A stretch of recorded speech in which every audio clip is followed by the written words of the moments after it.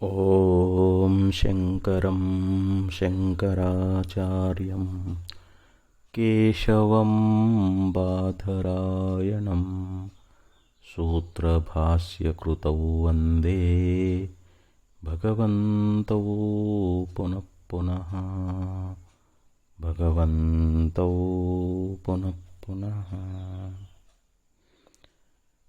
ಶ್ರೀಮಚ್ಛಂಕರ ಭಗವತ್ಪಾದಾಚಾರ್ಯರ ಜಗದ್ಗುರು ಸಿದ್ಧಾರೂಢ ಮಹಾಸ್ವಾಮಿಗಳವರ, ಜಗದ್ಗುರು ಭಾರತೀಯಪ್ಪಾಜಿಯವರ ಪವಿತ್ರ ಚರಣಾರವಿಂದಗಳಲ್ಲಿ ಅನಂತ ಕೋಟಿ ಶಿರಸಾಷ್ಟಾಂಗ ಪ್ರಣಾಮವನ್ನು ಸಮರ್ಪಿಸಿ, ಶ್ರವಣಾಪೇಕ್ಷ ತಮ್ಮೆಲ್ಲರಿಗೂ ಅನೇಕ ಶರಣಾರ್ಥಿಗಳು. ವಿವೇಕ ಚೂಡಾಮಣಿ 422ನೇ ಶ್ಲೋಕ. ಅಜ್ಞಾನ ಹೃದಯ ಗ್ರಂಥೇರ್ ವಿನಾಶೋ ಯದ್ಯಶೇಷತಃ ಅನಿಚ್ಛೋರ್ವಿಷಯಕ್ಯಮ್ನೋ ಪ್ರವೃತ್ತೇ ಕಾರಣಂ ಸ್ವತಃ. ಈ ಒಂದು ಶ್ಲೋಕದಲ್ಲಿ ಆಚಾರ್ಯರು ನಮ್ಮನ್ನು ಕುರಿತು ಬಹು ಸುಂದರವಾಗಿರ್ತಕ್ಕಂಥ ವಿಚಾರವನ್ನು ಉಪದೇಶ ಮಾಡ್ತಾ ಇದ್ದಾರೆ. ಅಜ್ಞಾನ ಹೃದಯ ಗ್ರಂಥೇರ್ ವಿನಾಶೋ ಯದ್ಯಶೇಷತಃ. ಅಜ್ಞಾನ ಹೃದಯ ಗ್ರಂಥೇ ಅಂತಂದರೆ ಇಲ್ಲಿ ಅಜ್ಞಾನ ಅನ್ನುವಂಥ ಹೃದಯದ ಗ್ರಂಥಿ ಎನ್ನುವಂಥದ್ದು.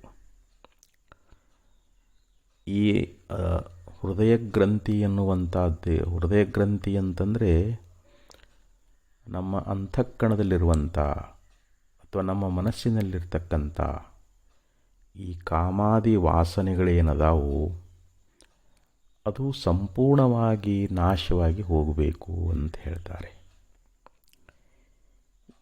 ಅಜ್ಞಾನ ಅಂದ್ರೇನು? ತನ್ನ ಸ್ವರೂಪವನ್ನು ಮರೆತದ್ದನ್ನೇ ಅಜ್ಞಾನ ಅಂತ ಕರೀತಾರೆ. ತನ್ನ ನಿಜವನ್ನು ಪರೀಕ್ಷಿಸದೆ, ಹೇಯವೆನ್ನದೆ, ವಿಕೃತಿಯುಳ್ಳ ತನುವೇ ತಾನೆಂದು ಭಿನ್ನ ವಿಷಯದ ವಿಶ್ವವಿದನು ಕಂಡು ನನ್ನಿ ಎಂಬ ಬಗೆ ಬಿಡದಿರಲ್ ಅಜ್ಞಾನ ಅಂತ ಅಜ್ಞಾನಕ್ಕೆ ಲಕ್ಷಣವನ್ನು ಮಾಡಿಕೊಂಡು ಬಂದರು.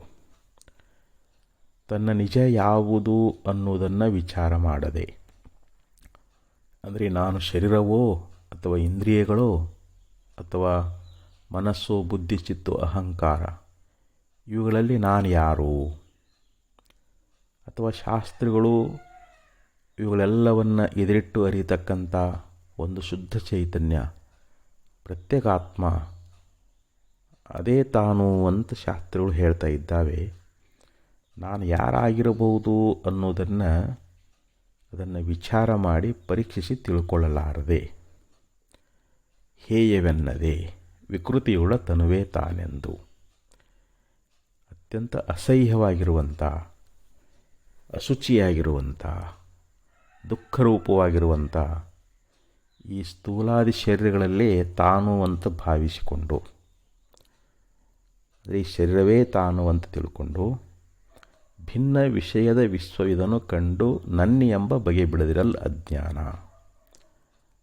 ಈ ನಮ್ಮ ಶರೀರಕ್ಕೆ ಭಿನ್ನವಾಗಿರ್ತಕ್ಕಂಥ ಈ ನಾಮರೂಪ ಪ್ರಪಂಚ ಅನ್ನೋದಲ್ಲ, ಇದುವೇ ಸತ್ಯ ಅನ್ನುವಂಥ ಯಾವ ಭಾವನೆಯನ್ನು ನಾವು ಹೊಂದಿರ್ತಾ ಇದ್ದೇವಲ್ಲ, ಇದಕ್ಕೆ ಅಜ್ಞಾನ ಅಂತ ಕರೀತಾರೆ. ಈ ಅಜ್ಞಾನ ಅನ್ನುವಂಥದ್ದೇ ಒಂದು ಹೃದಯ ಗ್ರಂಥಿ ಅಂತ ಹೇಳ್ಕೊಂಡು ಬಂದರು. ಇದು ವಿನಾಶ ಅಶೇಷತಃ ಯದಿ, ಅಂದರೆ ಸಂಪೂರ್ಣವಾಗಿ ಅಜ್ಞಾನವೆಂಬ ಹೃದಯ ಗ್ರಂಥಿಯ ಒಂದು ನಾಶ ಅನ್ನುವಂಥದ್ದು ಉಂಟಾದರೆ, ಅಂದರೆ ಸಂಪೂರ್ಣವಾಗಿ ಅಜ್ಞಾನ ಅನ್ನುವಂಥದ್ದು ಕೆಟ್ಟು ಹೋಗಬೇಕು.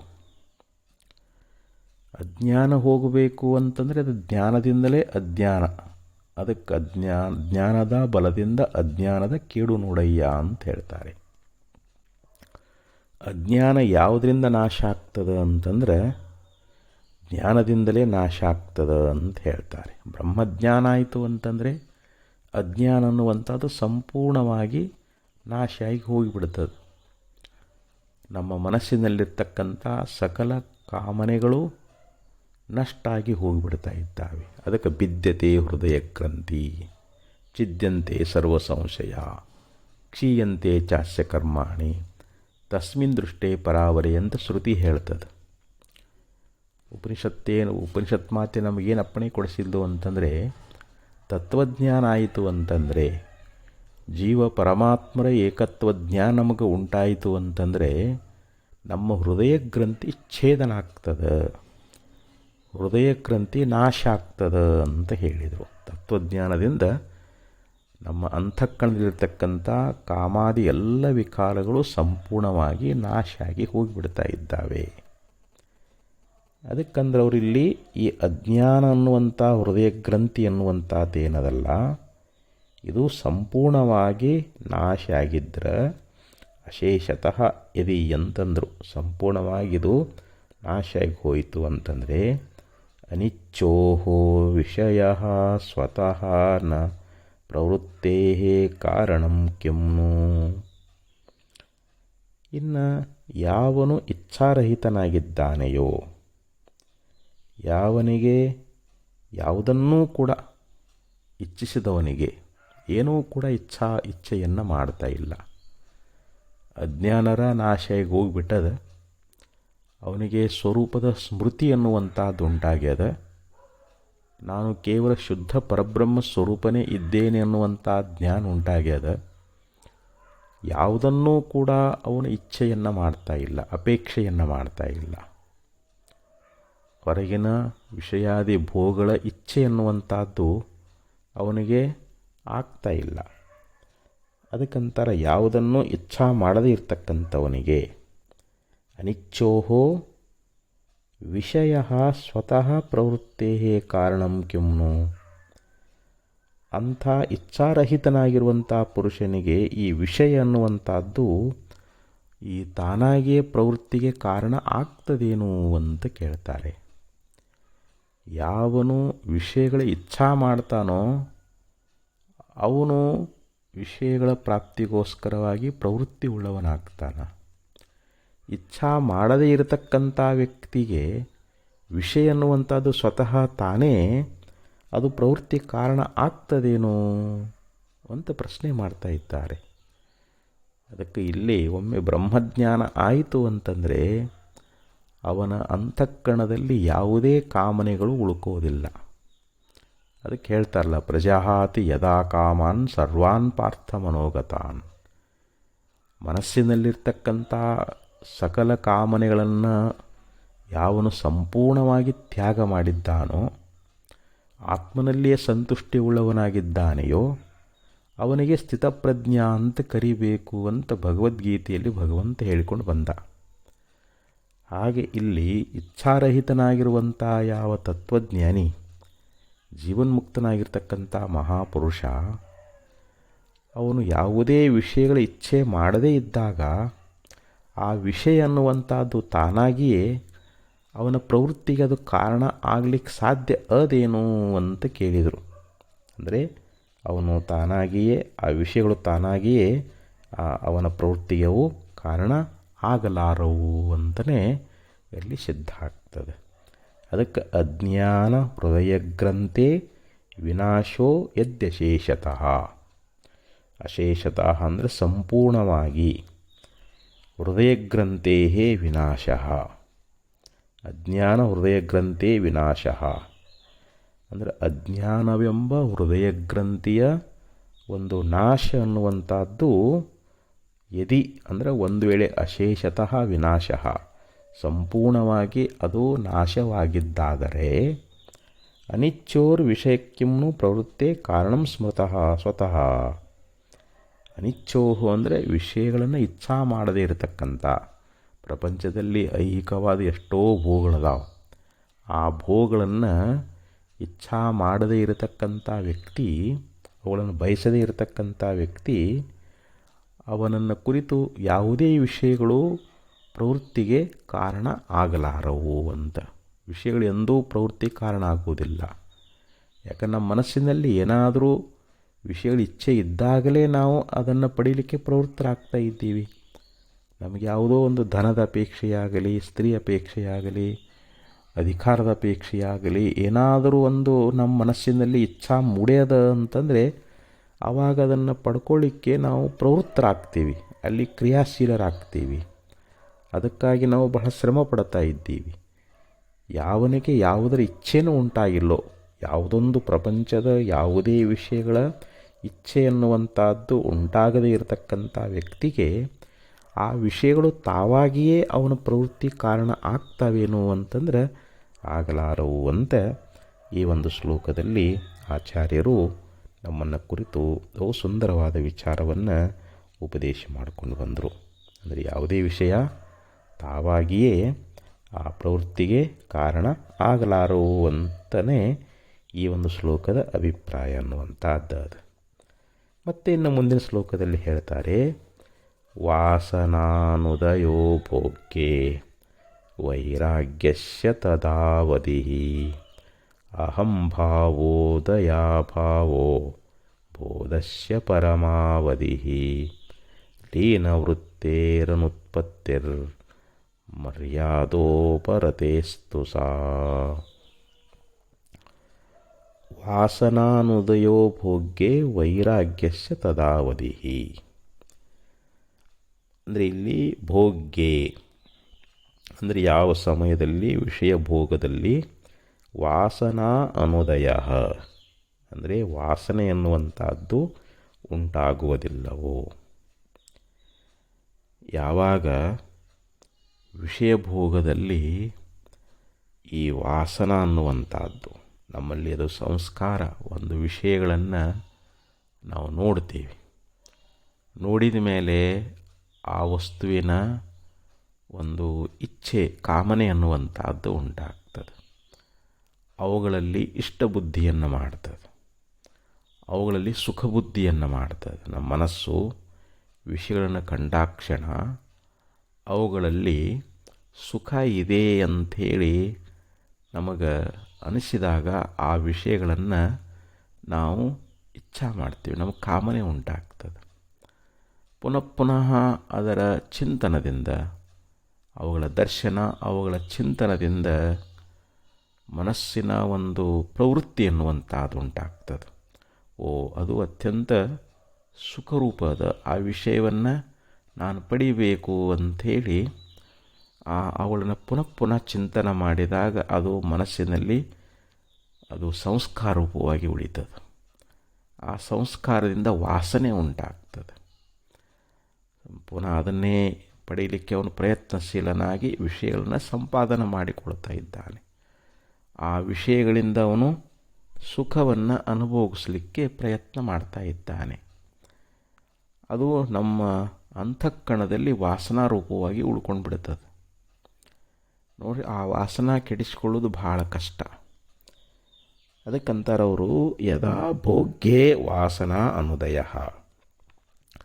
ಯಾವಾಗ ಆ ಭೋಗ ವಿಷಯದಲ್ಲಿ ವಾಸನೆ ಎನ್ನುವಂಥದ್ದು ಉಂಟಾಗುವುದಿಲ್ಲವೋ ತದಾ ವೈರಾಗ್ಯಸ್ಯ ಅವಧಿ. ವೈರಾಗ್ಯದ ಒಂದು ಸೀಮಾ, ಅದಕ್ಕೆ ಎಲ್ಲೆ ಅಂತ ಕರೀತಾರೆ, ಸೀಮಾ ಅಂತ ಕರೀತಾರೆ. ವೈರಾಗ್ಯದ ಸೀಮಾ ಎಲ್ಲಿವರೆಗೆ ಅಂತಂದರೆ, ವಿಷಯ ಭೋಗದಲ್ಲಿ ನಮಗೆ ವಾಸನೆ ಅನ್ನುವಂಥದ್ದು ಉಂಟಾಗಲಿಲ್ಲ ಅಂತಂದರೆ ಅಲ್ಲಿಗೆ ಆ ವೈರಾಗ್ಯದ ಸೀಮಾ ಆಯಿತು ಅಂತ ತಿಳ್ಕೊಡ್ಬೇಕು ನಾವು. ಅಂದರೆ ವಿಷಯ ಭೋಗಗಳನ್ನು ನಾವು ತೃಣಸಮಾನವಾಗಿ ಕಾಣಬೇಕು ಅಂತ ಹೇಳ್ತಾ ಇದ್ದಾರೆ. ಯಾಕಂದರೆ ಆ ಬ್ರಹ್ಮಬೋನಾನ್ ಲೋಕ ಪುನರಾವರ್ತಿನೋ ಅರ್ಜುನ.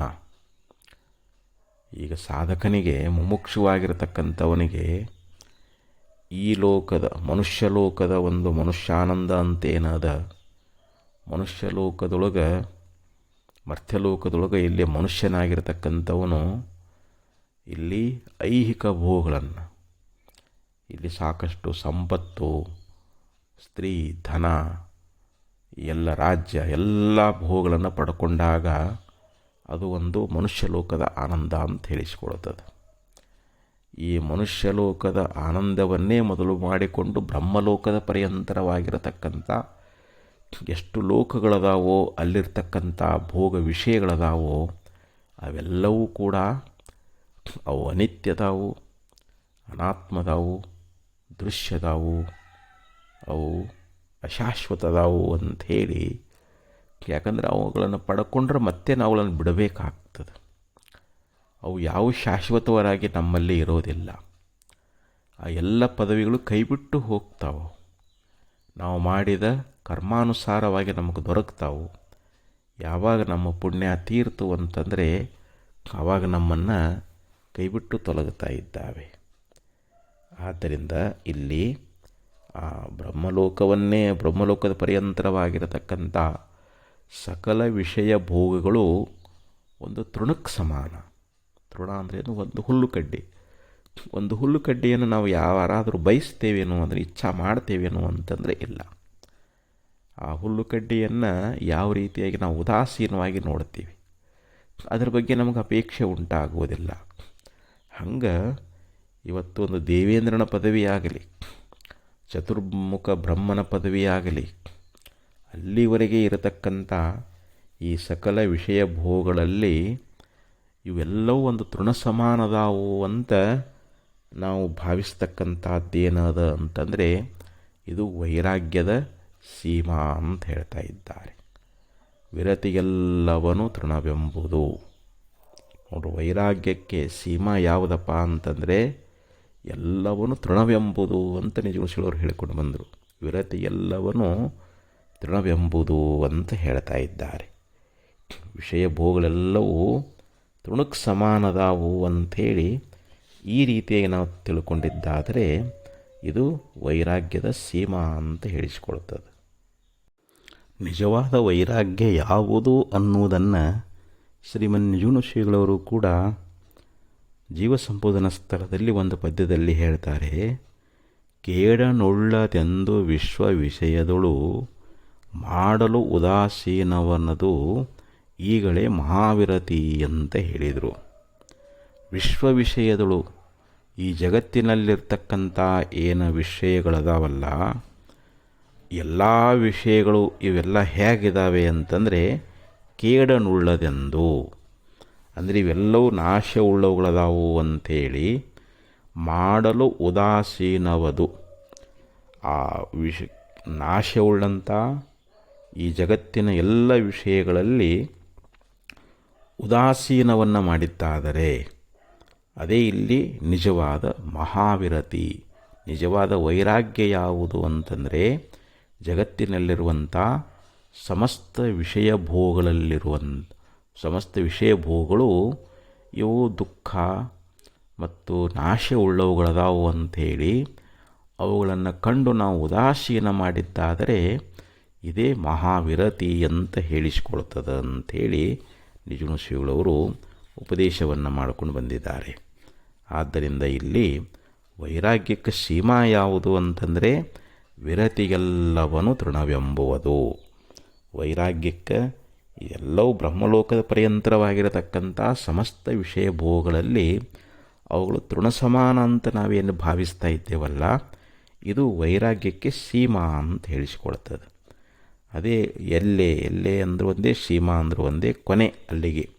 ವೈರಾಗ್ಯದ ಒಂದು ಅಷ್ಟು ಬಂದಾಗ ಅದು ವೈರಾಗ್ಯ ಸಂಪೂರ್ಣಗೊಂಡಂಗ ಅಂತ. ಅದಕ್ಕೆ ಇಲ್ಲಿ ಯದಾ ಭೋಗ್ಯೇ ವಾಸನಾ ಅನುದಯ, ಅಂದರೆ ವಿಷಯ ಭೋಗಗಳಲ್ಲಿ ನಮಗೆ ವಾಸನೆ ಎನ್ನುವಂಥದ್ದು ಉಂಟಾಗದೇ ಇದ್ದರೆ ತದಾ ವೈರಾಗ್ಯಸ್ಯ ಅವಧಿ, ಅದು ವೈರಾಗ್ಯದ ಅವಧಿ ಎನ್ನುವಂಥದ್ದು. ಇನ್ನು ಅಹಂಭಾವ ಉದಯ ಅಭಾವ ಜ್ಞಾನಸ್ಯ ಬೋಧಸ್ಯ ಪರಮಾವಧಿ ಅಂತ ಹೇಳ್ತಾರೆ. ಇಲ್ಲಿ ಅಹಂಕಾರ ಅನ್ನುವಂಥದ್ದು ನೋಡಿರಿ, ಪ್ರತಿಯೊಬ್ಬ ಮನುಷ್ಯನಿಗೂ ಕೂಡ ಈ ದೇಹಾದಿಗಳಲ್ಲಿ ಅಹಂ ನಾನು ಅನ್ನುವಂಥ ಈ ಅಹಂಕಾರದ ಉದಯ ಅನ್ನುವಂಥದ್ದಾಗ್ತದೆ. ಈ ಅಹಂಕಾರದಿಂದಲೇ ಜೀವ ಕರ್ತ ಭೋಕ್ತ ಅನಿಸಿಕೊಳ್ತಾ ಇದ್ದಾನೆ. ನಾನು ಕರ್ಮವನ್ನು ಮಾಡುವವನು, ಕರ್ಮದ ಫಲವನ್ನು ಅನುಭವಿಸುವವನು. ನೋಡಿ, ಕರ್ತೃತ್ವ ಭೋಕ್ತೃತ್ವ ಭಾವನೆ ಎದರಿಂದ ಬಂತು ಅಂತಂದರೆ ಅಹಂಕಾರದಿಂದಲೇ ಜೀವನಿಗೆ ಪ್ರಾಪ್ತವಾಯಿತು. ಅದಕ್ಕೆ ಇಲ್ಲಿ ಅಹಂಕಾರದ ಒಂದು ಉದಯ ಅನ್ನುವಂಥದ್ದು ಅದು ಆಗದೇ ಇದ್ದರೆ ಅಲ್ಲಿಗೆ ಜ್ಞಾನದ ಒಂದು ಕೊನೆಯ ಸೀಮಾ ಅಂತ. ಈ ನಾನು ಅನ್ನುವಂಥದ್ದು ಪ್ರತಿಯೊಬ್ಬ ಮನುಷ್ಯನಲ್ಲಿ ಈ ದೇಹದಲ್ಲಿ ನಾನಂತಾನ, ಇಂದ್ರಿಯಗಳಲ್ಲಿ ನಾನಂತಾನ, ಅಂತಃಕರಣದಲ್ಲಿ ನಾನಂತಾನ. ಯಾಕೆ ಮನಸ್ಸು, ಬುದ್ಧಿ, ಚಿತ್ತ, ಅಹಂಕಾರದಲ್ಲಿ ಇಲ್ಲಿ ನಾನು ನಾನು ಅನ್ನೋದು ಇದು ಅಜ್ಞಾನದಿಂದ ಹುಟ್ಟಿದಿದು. ಅದಕ್ಕೆ ಅಜ್ಞಾನ ಹುಟ್ಟಿದಲ್ಲಿ ಆಸೆ ಹುಟ್ಟಿತ್ತು, ಆಸೆ ಹುಟ್ಟಿದಲ್ಲಿ ಕಾಮ ಹುಟ್ಟಿತ್ತು. ಶರಣರು ಕೂಡ ಹೇಳ್ಕೊಂಡು ಬಂದಿದ್ದಾರೆ. ಈ ಮೂಲ ಎಲ್ಲದಕ್ಕೂ ಕಾರಣ ಯಾವುದು ಅಂತಂದರೆ ಇಲ್ಲಿ ನಾನು ಅನ್ನುವಂಥದ್ದು ಉತ್ಪತ್ತಿಯಾಗುವುದು ಅಜ್ಞಾನ ಮೂಲಕವಾಗಿ, ತನ್ನ ಸ್ವರೂಪದ ವಿಸ್ಮೃತಿ ಮೂಲಕವಾಗಿಯೇ ಇವನಿಗೆ ದೇಹಾದಿಗಳ ಅನಾತ್ಮದಲ್ಲಿ ಆತ್ಮಭಾವನೆ ಅನ್ನುವಂಥದ್ದು ಉಂಟಾಗ್ತದೆ, ನಾನು ಅನ್ನುವಂಥ ಭಾವನೆ ಉಂಟಾಗ್ತದೆ. ಅದಕ್ಕಂತಾರವರಿಲ್ಲಿ ಈ ಶರೀರಾದಿಗಳಲ್ಲಿ ಅಹಂಭಾವ ಅನ್ನುವಂಥದ್ದು ನಮಗುಂಟಾಗಲಿಲ್ಲ ಅಂತಂದರೆ ಅದೇ ಜ್ಞಾನದ ಒಂದು ಕೊನೆಯ ಸೀಮಾ ಅಂತ ಹೇಳಿಸ್ಕೊಳ್ತದೆ. ಇಲ್ಲಿ ನಾನನ್ನುವಂಥದ್ದು ಉದಯ ಆಗಬಾರ್ದು, ದೇಹಾದಿಗಳಲ್ಲಿ ನಾನನ್ನುವಂಥದ್ದು ಉತ್ಪತ್ತಿಯಾಗಬಾರ್ದು. ಈಗ ಈ ಜೀವ ಪರಮಾತ್ಮರ ಒಂದು ಐಕ್ಯ ಜ್ಞಾನ ಉಂಟಾದಾಗ ಈ ದೇಹದಲ್ಲಿ ನಮಗೆ ಹೆಂಗೆ ಆತ್ಮಭಾವನೆ ಉಂಟಾಗ್ಯದ, ಅಜ್ಞಾನ ಕಾಲದೊಳಗೆ ಈ ದೇಹವೇ ಆತ್ಮ ಅಂತ ನಾವು ದೃಢವಾಗಿ ತಿಳ್ಕೊಂಡು ಬಿಟ್ಟಿದ್ದೀವಿ. ದೇಹಾತ್ಮ ಭಾವ ನಮಗೆಷ್ಟು ದೃಢಗೊಂಡದ ಅಂತಂದರೆ ಇದು ಒಂದು ಜನ್ಮದ್ದಲ್ಲ, ಎಷ್ಟೋ ಕೋಟಿ ಕೋಟಿ ಕೋಟಿ ಜನ್ಮಗಳಲ್ಲಿ ಈ ದೇಹವೇ ನಾನು ಅಂತೇಳಿ ನಮಗೆ ತಾದಾತ್ಮ ಆಗಿಬಿಟ್ಟದು.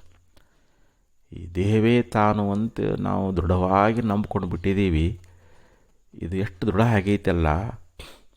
ಹಾಗೆ ಇಲ್ಲಿ ಈ ಪ್ರತ್ಯೇಗಾತ್ಮ ಮತ್ತು ಪರಮಾತ್ಮ ಅಂದರೆ ಈ ಜೀವ ಪರಮಾತ್ಮರ ಒಂದು ಐಕ್ಯತ್ವ ಜ್ಞಾನ ಅನ್ನುವಂಥದ್ದು ಉಂಟಾಯಿತು ಅಂತಂದ್ರೆ ಅದು ಜ್ಞಾನದ ಸೀಮಾ ಅಂತ ಹೇಳಿಸ್ಕೊಳ್ತದೆ.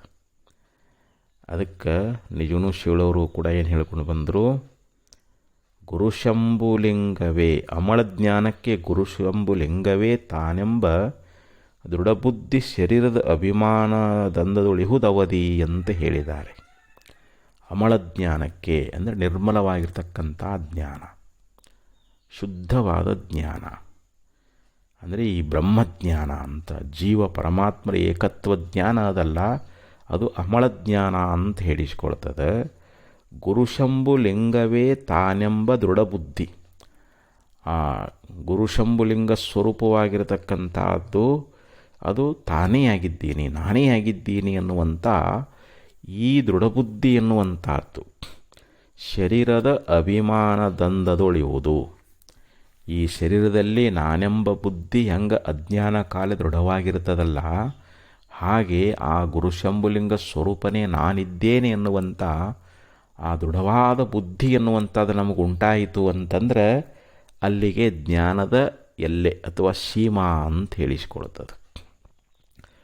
ಅದನ್ನು ಯಾವ ಪಂಚದಶೀಕಾರರು ಕೂಡ ಚಿತ್ರದೀಪ ಪ್ರಕರಣದಲ್ಲಿ ಹೇಳ್ಕೊಂಡು ಬರ್ತಾ ಇದ್ದಾರೆ. ಬ್ರಹ್ಮಲೋಕ ತೃಣೀಕಾರೋ ವೈರಾಗ್ಯಸ್ಯ ಅವಧಿರ್ಮತಃ ದೇಹಾತ್ಮವತ್ ಪರಾತ್ಮತ್ವ ದಾರ್ಢ್ಯಬೋಧ ಸಮಾಪ್ಯತೆ. ನೋಡಿರಿ, ಬ್ರಹ್ಮಲೋಕವನ್ನು ಕುರಿತು ತೃಣೀಭಾವ ಅಂತಂದರು. ತೃಣೀಕಾರೋ ವೈರಾಗ್ಯಸ್ಯ ಅವಧಿರ್ಮತಃ ಅಂತ ಹೇಳ್ತಾರೆ. ಆ ಬ್ರಹ್ಮಲೋಕವನ್ನು ತೃಣಸಮಾನವಾಗಿ ಭಾವಿಸ್ತಕ್ಕಂಥದ್ದೇನದಲ್ಲ, ಇದು ವೈರಾಗ್ಯದ ಅವಧಿ ಅಂತ ಹೇಳಿಕೊಂಡು ಬಂದು ದೇಹಾತ್ಮವತ್ ಅಂದರೆ ದೇಹವೇ ಇದು ತಾದಾತ್ಮ ಭಾವದಿಂದ ಅಜ್ಞಾನ ಕಾಲದಲ್ಲಿ ಏನಂತಾನ, ದೇಹವೇ ಆತ್ಮ ಅಂತ ತಿಳ್ಕೊಳ್ತಾನೆ, ದೇಹವೇ ತಾನು ಅಂತ ತಿಳ್ಕೊಳ್ತಾನೆ. ದೇಹ ಇದ್ದರೆ ನಾ ಇರ್ತೀನಿ, ದೇಹ ಇರಲಿಕ್ಕೆ ನಾನಿಲ್ಲ. ದೇಹವೇ ನಾನು ಅನ್ನುವಂಥ ಈ ತಾದಾತ್ಮ ಭಾವನೆ ಅನ್ನುವಂಥದ್ದು ಯಾವ ರೀತಿ ಅಜ್ಞಾನಗಳಲ್ಲಿ ಉಂಟಾಗಿರ್ತದಲ್ಲ, ಅದು ಉದಾಹರಣೆ ಕೊಡ್ತಾರೆ. ದೇಹಾತ್ಮವತ್ ಪರಾತ್ಮತ್ವ ದಾರ್ಢ್ಯ ಬೋಧ ಸಮಾಪ್ಯತೆ. ಇಲ್ಲಿ ಜೀವ ಪರಮಾತ್ಮರ ಒಂದು ಐಕ್ಯತ್ವ ಜ್ಞಾನ ಅನ್ನುವಂಥದ್ದು ನಮಗುಂಟಾಗಿದ್ದಾದರೆ ಅದಕ್ಕಿಲ್ಲಿ ಶರೀರದ ಅಭಿಮಾನದಿಂದ ದಂದದೊಳಹುದವಧಿ ಅಂತ ಹೇಳಿದ್ರಲ್ಲ, ಆ ಶರೀರದ ಮೇಲೆ ಎಂಥ ಒಂದು ಅಭಿಮಾನ, ಈ ದೇಹವೇ ನಾನು ಅನ್ನುವಂಥ ಅಭಿಮಾನ ಎಷ್ಟು ದೃಢಗೊಂಡಿರ್ತದೋ ಹಾಗೆ ಇಲ್ಲಿ ಜೀವ ಪರಮಾತ್ಮ ಸ್ವರೂಪನೇ ಇದ್ದಾನೆ, ನಾನು ಕೇವಲ ಪರಬ್ರಹ್ಮ ಸ್ವರೂಪನೇ ಇದ್ದೇನೆ ಅನ್ನುವಂಥ ಇದು ದೃಢಜ್ಞಾನ ಆಗಬೇಕು. ನಮಗೆ ಅದೃಢ ಪರೋಕ್ಷ ಜ್ಞಾನ ಆಗಬಾರದು, ದೃಢಾಪರೋಕ್ಷ ಬ್ರಹ್ಮಜ್ಞಾನ ಆಗಬೇಕಂತಾರೆ. ಅದು ನಮಗೆ ಗಟ್ಟಿ ಆಗಬೇಕು. ನಾನು ಕೇವಲ ಶುದ್ಧ ಪರಬ್ರಹ್ಮನೇ, ಈ ದೇಹಾದಿಗಳು ನಾನಲ್ಲ, ಇವೆಲ್ಲವೂ ದೃಶ್ಯ ಅನಾತ್ಮ, ಇವೆಲ್ಲವೂ ನಾಶವುಳ್ಳವುಗಳದಾವು. ಇವುಗಳಿಗೆ ಸಾಕ್ಷಿಯಾಗಿದ್ದುಕೊಂಡು ನಾನು ಸದ್ರೂಪನಾಗಿ ಮೂರೂ ಕಾಲದಲ್ಲಿರ್ತಕ್ಕಂಥವನು, ಚಿದ್ರೂಪನಾಗಿ ಎಲ್ಲವನ್ನು ಪ್ರಕಾಶ ಮಾಡತಕ್ಕಂಥವನು ಮತ್ತು ಆನಂದ ಸ್ವರೂಪನಾಗಿ ನಿತ್ಯ ಪರಿಪೂರ್ಣನಾಗಿರ್ತಕ್ಕಂಥವನು ನಾನದೀನಿ, ಅಂಥ ಶುದ್ಧ ಬ್ರಹ್ಮವೇ ನಾನದೀನಿ ಅನ್ನುವಂಥ ಈ ದೃಢಜ್ಞಾನ ಅನ್ನುವಂಥದ್ದು ನಮಗೆ ಆಯಿತು ಅಂತಂದರೆ ಇದು ಜ್ಞಾನದ ಸೀಮಾ, ಜ್ಞಾನದ ಎಲ್ಲೆ ಅಂತ ಹೇಳ್ತಾ ಇದ್ದಾರೆ. ಅದಕ್ಕೆ ಇಲ್ಲಿ ನಿಜಗುಣಶೀಲರು ಕೂಡ ಅದನ್ನು ಅಮಳಜ್ಞಾನಕ್ಕೆ ಗುರುಶಂಭುಲಿಂಗವೇ ತಾನೆಂಬ ದೃಢಬುದ್ಧಿ ಶರೀರದ ಅಭಿಮಾನದೊಳಿಂದು ಶರೀರದ ಅಭಿಮಾನದಂದದೋಳು ಇಹುದು ಅವಧಿ ಅಂತ ಅದನ್ನು ಹೇಳಿಕೊಂಡು ಬಂದರು. ಅದೇ ವಿಚಾರವನ್ನೇ ಇಲ್ಲಿ ಯಾವ ಆಚಾರ್ಯರು ಕೂಡ ಅಹಂಕಾರ ಉದಯ ಅಭಾವ ಬೋಧಸ್ಯ ಪರಮಾವಧಿ ಅಂತ ಹೇಳ್ತಾರೆ. ಈ ನಮ್ಮ ಶರೀರಾದಿಗಳಲ್ಲಿ ಯಾವ ಅಹಂಕಾರದ ಉದಯ ಅನ್ನುವಂಥದ್ದು ಆಗದೇ ಇರೋದು. ಹೆಂಗೆ ಗಾಢವಾದ ನಿದ್ರೆಗೆ ಹೋಗಿರ್ತೀವಿ, ಅಲ್ಲಿ ಏನಾದರೂ ನಮಗೆ ನಾನು ಅನ್ನುವಂಥ ಭಾವನೆ ಅದೇನು ಅಂತಂದರೆ ಇಲ್ಲ, ಅಲ್ಲಿ ನಾನು ಅನ್ನುವಂಥ ಭಾವ ಉದಯಿಸ್ತದೇನು ಅಂತಂದರೆ ಇಲ್ಲ. ಹಾಗೆ ಇಲ್ಲಿ ನಮಗೆ ಬ್ರಹ್ಮಜ್ಞಾನ ಆದಾಗ ಈ ನಾನು ಅಂತಂದಾಗ ಇಲ್ಲಿ ನಮಗೆ ಮನಸ್ಸು ಬುದ್ಧಿ ಅದು ವಿಶಿಷ್ಟವಾಗಿ ಬರ್ತದೆ. ಅದು ಅಜ್ಞಾನ ಕಾಲದಲ್ಲಿ. ಆದರೆ ಜ್ಞಾನ ಆದಾಗ ಅಲ್ಲಿ ಯಾಕಂದರೆ ಅಹಂ ಬ್ರಹ್ಮಾಸ್ಮಿ, ನಾನು ಬ್ರಹ್ಮನಿದ್ದೇನೆ ಅನ್ನುವಂಥದ್ದು ಅದು ಕೂಡ ಹೋಗಬೇಕಂತಾರೆ. ಸಹಜ ಸ್ಥಿತಿ ಬರಬೇಕು, ಆ ಪರಬ್ರಹ್ಮ ಬ್ರಾಹ್ಮಿ ಸ್ಥಿತಿಯನ್ನು ಇವನು ಪಡ್ಕೋಬೇಕು. ಈ ಒಂದು ಕಾಲಾಗ ಮುಳ್ಳು ನಟ್ಟಿರ್ತದೆ, ನಾವು ಅದನ್ನು ತಕ್ಕೊಳ್ಳಿಕ್ಕೆ ಇನ್ನೊಂದು ಮುಳ್ಳನ್ನು ತೊಗೊಳ್ತೀವಿ, ಮತ್ತೊಂದು ಮುಳ್ಳು ತೊಗೊಂಡು ಆ ಮುಳ್ಳು ಅದನ್ನು ನಾವು ತಕ್ಕೊಳ್ತೀವಿ, ನಟ್ಟು ಮುಳ್ಳನ್ನು ತೆಗಿತೀವಿ.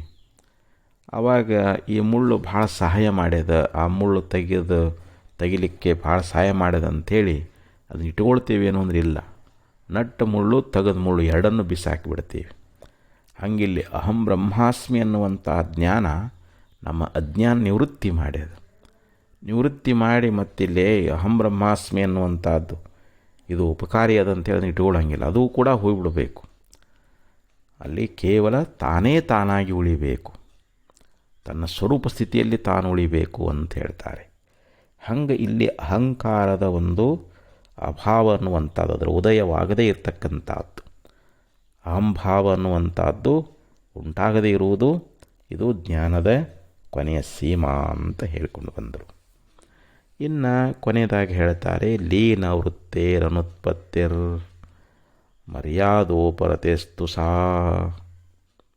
ಲೀನ ವೃತ್ತೇ ಅಂದರೆ ನಮ್ಮ ಅಂತಃಕರಣ ವೃತ್ತಿ ಎನ್ನುವಂಥದ್ದು ಲಯ ಆಯಿತು ಅಂತಂದರೆ ಸಾ ಅನುತ್ಪತ್ತಿ ಉಪರತೆ ಮರ್ಯಾದ. ಅಂತಃಕರಣ ವೃತ್ತಿ ಎನ್ನುವಂಥದ್ದು ಲಯ ಆದಾಗ ಅದರ ಅನುತ್ಪತ್ತಿ ಅಂದರೆ ಅದು ಉತ್ಪತ್ತಿ ಆಗದೇ ಇರತಕ್ಕಂಥದ್ದು. ಸಾ ಅನುವೃತ್ತಿ ಅಂತಂದರೆ ಅನುತ್ಪತ್ತಿ ಅಂದ್ರೇನು, ಅದು ಉತ್ಪತ್ತಿ ಆಗದೇ ಇರತಕ್ಕಂಥದ್ದು ಉಪರತೇಹೇ ಮರ್ಯಾದ ಅಂತ ಹೇಳಿದರು. ಈ ಉಪರತಿಯ ಒಂದು ಸೀಮಾ ಯಾವುದಪ್ಪ ಅಂತಂದರೆ ಈ ನಮ್ಮ ಅಂತಃಕರಣ ವೃತ್ತಿ ಎನ್ನುವಂಥದ್ದು ಲಯ ಆಗಬೇಕು. ಈಗ ಗಾಢವಾದ ನಿದ್ರೆಯೊಳಗೆ ನಮ್ಮ ಅಂತಃಕರಣವನ್ನುವಂಥದ್ದು ಲಯ ಆಗಿಬಿಟ್ಟಿರ್ತದೆ. ಯಾಕಂದರೆ ಅಲ್ಲಿ ಏನೂ ಅಲ್ಲಿ ನಾನು ಅನ್ನೋದಿಲ್ಲ, ನೀನು ಅನ್ನೋದಿಲ್ಲ, ಅಲ್ಲಿ ಸ್ತ್ರೀ ಅನ್ನೋದಿಲ್ಲ, ಪುರುಷ ಅನ್ನೋದಿಲ್ಲ, ಬಡವ ಅನ್ನೋದಿಲ್ಲ, ಶ್ರೀಮಂತ ಅನ್ನೋದಿಲ್ಲ. ಗಾಢವಾದ ನಿದ್ರೆಯಲ್ಲಿ ನಮ್ಮ ಮನಸ್ಸು ಲಯ ಆಗಿರ್ತದೆ, ನಮ್ಮ ಇಂದ್ರಿಯ ಲಯ ಆಗಿರ್ತಾ ಇದ್ದಾವೆ. ಅಲ್ಲಿ ನಾನು ಅನ್ನುವಂಥ ಅಹಂಭಾವ ಕೂಡ ಇರೋದಿಲ್ಲ. ಆ ನಾನನ್ನುವಂಥದ್ದೆಲ್ಲ ಸಂಪೂರ್ಣವಾಗಿ ಅಳೆದು ಹೋದಾಗ, ಎಲ್ಲ ಲಯ ಆದಾಗ ನಮ್ಮ ಅಂತಃಕರಣದ ವೃತ್ತಿ ಎನ್ನುವಂಥದ್ದು ಅದೇನದಲ್ಲ, ಅದು ಸಂಪೂರ್ಣ ಲಯ ಆಯಿತು ಅಂತಂದರೆ ಪರಬ್ರಹ್ಮ ಸ್ವರೂಪದೊಳಗೆ ನಮ್ಮ ಮನಸ್ಸನ್ನುವಂಥದ್ದು ಅಡಗಿ ಹೋಗಿಬಿಡ್ತು ಅಂತಂದರೆ ಅದಕ್ಕೆ ಉಪರತಿಗೆ ಅವಧಿ ಅಂತ ಹೇಳ್ತಾ ಇದ್ದಾರೆ. ಉಪರತಿಗೆ ಪರವಶನಂತಿ ಹೋದು ಅಂತ ಹೇಳಿದರು. ಹೇಗೆ ಗಾಢವಾದ ನಿದ್ರಸ್ಥ ಪುರುಷ ಯಾವ ರೀತಿಯಾಗಿ ಇರ್ತಾ ಇದ್ದಾನೆಯೋ ಅದಕ್ಕೆ ಹೇಳ್ತಾರೆ ಸುಪ್ತಿವತ್ ವಿಸ್ಮೃತಿ ಸೀಮಾ ಉಪರಮಸ್ಯ ಹಿ ಅಂತ ಪಂಚದಶಿಕಾರ ಹೇಳಿದರು. ಸುಪ್ತಿವತ್ ಅಂತಂದ್ರೇನು? ಗಾಢವಾದ ನಿದ್ರೆಯಲ್ಲಿರುವ ಹಾಗೆ. ಯಾವನು ಗಾಢ ನಿದ್ರೆಯಲ್ಲಿದ್ದಾನೆಯೋ ಹಾಗೆ ಇಲ್ಲಿ ವಿಸ್ಮೃತಿ ಸೀಮಾ ಭವೇದುಪರಮಸ್ಯ ಹಿ ಅಂತೇಳಿದರು. ಅಂದರೆ ದ್ವೈತ ಪ್ರಪಂಚ ಅನ್ನುವಂಥದ್ದು ಸಂಪೂರ್ಣವಾಗಿ ಲಯ ಆಗುವಂಥದ್ದೇ ಇಲ್ಲಿ ಉಪರತಿಗೆ ಸೀಮಾ ಅಂತ ಹೇಳ್ತಾ ಇದ್ದಾರೆ. ಉಪರತಿಯ ಕೊನೆಯ ಸ್ಥಿತಿ ಏನಪ್ಪ ಅಂತಂದರೆ ಈ ದ್ವೈತ ಪ್ರಪಂಚ ಅನ್ನುವಂಥದ್ದು ಇದು ಸಂಪೂರ್ಣವಾಗಿ ಲಯ ಆಗಿ ಹೋಗಿಬಿಡಬೇಕು. ಸಂಪೂರ್ಣವಾಗಿ ಈ ದ್ವೈತ ಪ್ರಪಂಚ ಅನ್ನುವಂಥದ್ದು ಲಯ ಆಗಿ ಹೋಯಿತು ಅಂತಂದರೆ ಹೇಗೆ ಅಂತಂದರೆ ಸುಸುಪ್ತಿಯ ಹಾಗೆ ಗಾಢ ನಿದ್ರೆಯಲ್ಲಿ ಈ ದ್ವೈತ ಪ್ರಪಂಚ ನಮಗೆ ತೋರ್ತದೇನು ಅಂತಂದ್ರೆ ತೋರುವುದಿಲ್ಲ. ಇನ್ನು ಸ್ವಪ್ನದಲ್ಲಿ ನೂತನ ಪ್ರಪಂಚ ನೋಡ್ತೀವಿ, ಎಚ್ಚರದಲ್ಲಿ ಪ್ರಪಂಚ ನೋಡ್ತೀವಿ. ಆದರೆ ಗಾಢ ನಿದ್ರೆಗೆ ಹೋದಾಗ ಅಲ್ಲಿ ಈ ದ್ವೈತ ರೂಪವಾದ ಪ್ರಪಂಚ ಅನ್ನುವಂಥದ್ದು ಅಲ್ಲಿ ಲಯ ಆಗಿ ಹೋಗಿರ್ತದಲ್ಲಿ. ಯಾಕಂದರೆ ಇಲ್ಲಿ ಯಾವ ಇಂದ್ರಿಯಗಳಾಗಲಿ ಅಂತಃಕರಣ ವೃತ್ತಿಯಾಗಲಿ ಎಲ್ಲವೂ ಲಯ ಆಗಿರ್ತಾವಲ್ಲಿ. ಅಲ್ಲಿ ಕೇವಲ ಶೂನ್ಯದಂತೆ ಇರ್ತದೆ ಅಂತ. ಹಂಗೆ ಇಲ್ಲಿ ನಾವು ಎಚ್ಚರಾವಸ್ಥೆಯೊಳಗನ ಆ ಉಪರಸ್ಥಿತಿ ಸ್ಥಿತಿಯನ್ನು ನಾವು ಹೊಂದಬೇಕಾಗಿತ್ತು. ಯಾವನು ಉಪರಸ್ಥಿತಿಗೆ ಹೋಗಿರ್ತಾ ಇದ್ದಾನೋ ಅವನಿಗೆ ದ್ವೈತ ಪ್ರಪಂಚದ ಭಾನ ಇರಂಗಿಲ್ಲ. ಅವನಿಗೆ ಯಾವುದೇ ದ್ವೈತ ಪ್ರಪಂಚ ಅವನಿಗೆ ಕಾಣ್ತದೇನು ಅಂತದಿಲ್ಲ. ಯಾಕಂದರೆ ಅವನ ಅಂತಃಕರಣ ವೃತ್ತಿ ಬ್ರಹ್ಮಸ್ವರೂಪ ಆಗಿ ಹೋಗಿಬಿಟ್ಟದ. ಪರಬ್ರಹ್ಮ ಸ್ವರೂಪದಲ್ಲಿ ಅವನ ಅಂತಃಕರಣ ವೃತ್ತಿ ಲೀನಾಗಿ ಹೋಗಿಬಿಟ್ಟದ. ಗುರುನಾಥಾರೂಢರು ಅವರು ಯಾವಾಗಲೂ ಉಪಸ್ಥಿತಿಯಲ್ಲೇ ಇದ್ದವರು. ಅವರಿಗೆ ದೇಹದಲ್ಲಿ ನಾನು ಅನ್ನೋದಿಲ್ಲ, ಅವರಿಗೆ ಬೇಕು ಅನ್ನೋದಿಲ್ಲ, ಬೇಡ ಅನ್ನೋದಿಲ್ಲ. ಯಾಕಂದರೆ ಅವ್ರ ವೃತ್ತಿ ಸಾಕ್ಷಾತ್ ಬ್ರಹ್ಮಸ್ವರೂಪವೇ ಆಗಿ ಹೋಗಿಬಿಟ್ಟಿತ್ತು. ಅಂಥ ಸ್ಥಿತಿಯನ್ನು ಅವರು ಪಡ್ಕೊಂಡವರು. ಹಸಿವೇ ಆಗೈತೆ ಊಟ ಕೊಡ್ರಿ ಅನ್ನಂಗಿಲ್ಲ, ನನಗೆ ನಿದ್ರೆ ಬಂದದ ನಾನು ಮಲಗ್ತೀನಿ ಅನ್ನಂಗಿಲ್ಲ.